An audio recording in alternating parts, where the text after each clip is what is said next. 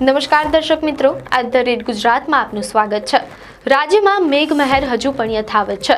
છેલ્લા કેટલાક દિવસોથી પડી રહેલા વરસાદે ધરતીપુત્રો અને સામાન્ય જનતાને મોટી રાહત આપી છે, પરંતુ હવામાન વિભાગે આગામી દિવસોમાં પણ ભારે વરસાદની આગાહી કરી છે, જેને પગલે તંત્ર એલર્ટ પર છે।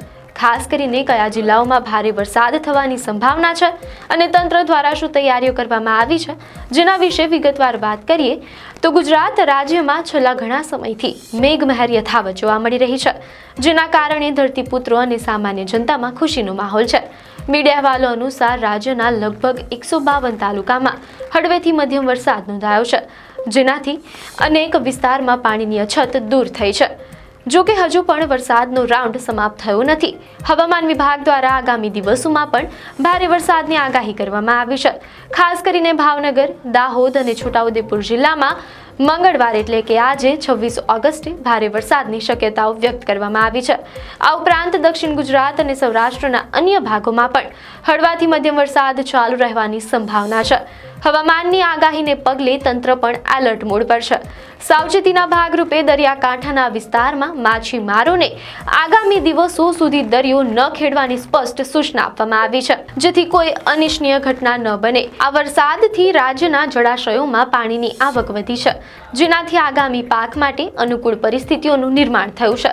ગુજરાતમાં હાલમાં વરસાદી માહોલ જામ્યો છે અને હવામાન વિભાગની આગાહી અનુસાર આગામી દિવસોમાં પણ ભારે વરસાદની સંભાવના છે। મીડિયા અહેવાલો અનુસાર આ સંભવિત ખતરાને ધ્યાનમાં રાખીને તંત્ર દ્વારા માછીમારોની સુરક્ષા માટે એક મહત્વનો નિર્ણય લેવામાં આવ્યો છે। તંત્ર દ્વારા આવનારી 28મી ઓગસ્ટ સુધી માછીમારોને દરિયો ન ખેડવાની સ્પષ્ટ સૂચના આપવામાં આવી છે। આ નિર્ણયના ભાગરૂપે જે બોટ અત્યારે દરિયામાં છે તેના તમામ ખલાસીઓને તાત્કાલિક અસરથી નજીકના બંદરો પર પાછા ફરીને બોટ લાંગરી દેવા માટે કહેવામાં આવ્યું છે। સાથે જ તેમને બોટની રિટર્ન એન્ટ્રી કરાવી લેવા પણ સૂચના આપવામાં આવી છે। આ પગલાંનો મુખ્ય ઉદ્દેશ્ય વાવાઝોડા કે ભારે વરસાદ જેવી પરિસ્થિતિમાં માછીમારોને થતા નુકસાનથી બચાવવાનો છે। તંત્ર દ્વારા માછીમારોને હવામાનની પરિસ્થિતિ પર સતત નજર રાખવા અને જોખમ ટાળવા માટે સહકાર આપવાની અપીલ કરવામાં આવી હોવાનું પણ અહેવાલોમાં જાણવા મળેલ છે। આ માર્ગદર્શિકાનું પાલન કરવું તમામ માછીમારો માટે ફરજિયાત છે। 27મી અને 28મી ઓગસ્ટ દરમિયાન રાજ્યના 13 જેટલા જિલ્લાઓમાં યલો એલર્ટ જાહેર કરવામાં આવ્યું છે। આગાહી મુખ્યત્વે સૌરાષ્ટ્ર અને દક્ષિણ ગુજરાતના વિસ્તારો માટે છે। હવામાન વિભાગે ગીર સોમનાથ, અમરેલી, ભાવનગર, ભરૂચ, સુરત, તાપી, ડાંગ, નવસારી, વલસાડ, નર્મદા, વડોદરા, છોટાઉદેપુર, પંચમહાલ અને દાહોદ જિલ્લામાં ગાજવીજ સાથે ભારે વરસાદની આગાહી કરી છે। આ ભારે વરસાદને કારણે નીચાણવાળા વિસ્તારોમાં પાણી ભરાઈ શકે છે, જેનાથી સ્થાનિક જનજીવન પર અસર થવાની શક્યતા છે। તંત્ર દ્વારા લોકોને સાવચેત રહેવા અને જરૂરી સાવચેતીના પગલાં ભરવા માટે અપીલ કરવામાં આવી છે। આ વરસાદથી ખેડૂતોને ફાયદો થવાની આશા છે।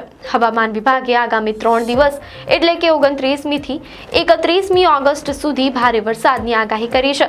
આગામી 29મી ઓગસ્ટના રોજ મુખ્યત્વે દક્ષિણ ગુજરાત અને સૌરાષ્ટ્રના દરિયા કિનારાના વિસ્તારોમાં ગાજવીજ સાથે ભારે વરસાદની સંભાવના છે, જેના માટે ભાવનગર, ભરૂચ, સુરત, તાપી, નવસારી, ડાંગ અને વલસાડ જિલ્લામાં યલો એલર્ટ જાહેર કરવામાં આવ્યું છે।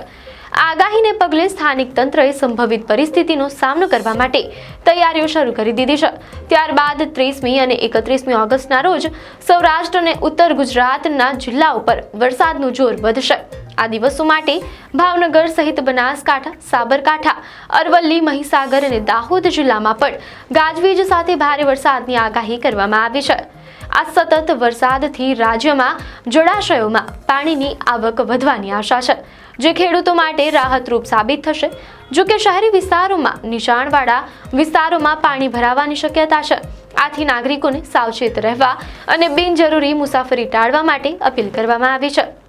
આપને માહિતી સારી લાગી હોય તો વિડીયોને લાઇક અને શેર કરજો, ચેનલને સબસ્ક્રાઇબ કરજો।